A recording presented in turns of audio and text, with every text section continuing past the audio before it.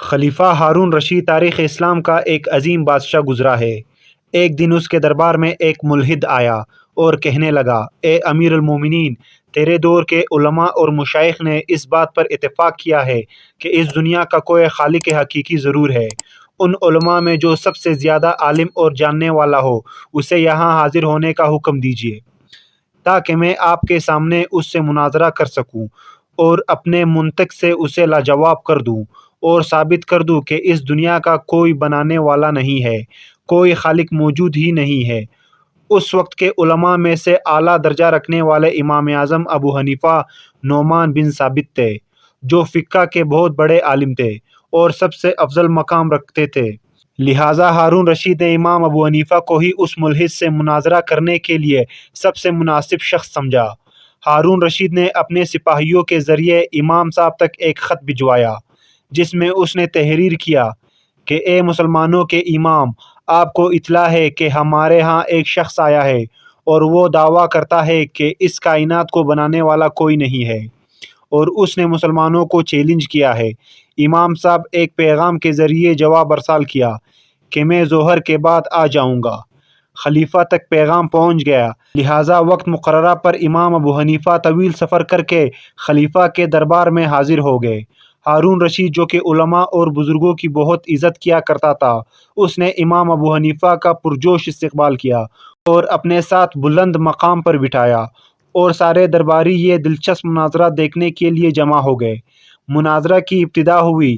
ملحد نے قبل اس کے کہ کچھ اعتراض کرے، امام صاحب کا تاخیر ہونے کا سبب دریافت کیا اور کہا، آپ نے آنے میں اتنی دیر کیوں کی؟ امام ابو حنیفہ نے جواب دیا، میرے ساتھ ایک عجیب واقعہ پیش آیا، اس لیے اتنی دیر ہو گئی۔ پھر امام ابو حنیفہ نے اس واقعے کی تفصیل کرتے ہوئے فرمایا، میرا گھر دریائے دجلہ کے اس پار ہے۔ میں اپنے گھر سے نکلا اور دریا کے پاس آیا تاکہ اسے پار کروں۔ میں نے دریا کے کنارے ایک پرانی اور ٹوٹی پھوٹی کشتی دیکھی، جس کے تختے اور حصے بکھرے ہوئے تھے۔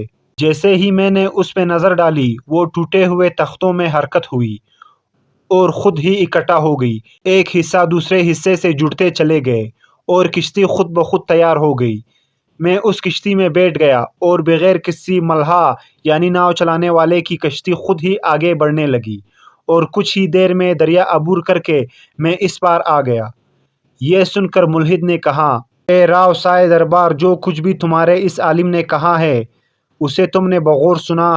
کیا تم نے کبھی ایسی جھوٹی بات سنی ہے کہ شکستہ کشتی بغیر کسی کاریگر کے کبھی خود ہی بن کر تیار ہوئی ہو اور پھر بغیر ملحا کے خود چلتی ہو؟ یہ سفید جھوٹ ہے۔ امام صاحب نے فرمایا، اے کافر مطلق، اگر کسی کاریگر کے بغیر کشتی خود نہیں بن سکتی تو یہ کیسے ممکن ہے کہ یہ عظیم کائنات خود بخود وجود میں آ جائے؟ اور جس طرح بغیر ملحا کے کشتی نہیں چل سکتی، تو یہ کیسے مان لیا جائے کہ اس کائنات کا نظام بغیر کسی چلانے والے کے خود بخود چل رہا ہے؟ امام ابو حنیفہ کی اس منطقی اور علمی بصارت سے لوگ بہت زیادہ متاثر ہوئے اور لوگوں کا ایمان اور بھی پختہ ہو گیا۔ دوسری طرف وہ ملحد بے دین بھی راہ راست پر آ گیا اور اس کائنات کے خالق حقیقی کی وجود کا دل سے قائل ہو گیا۔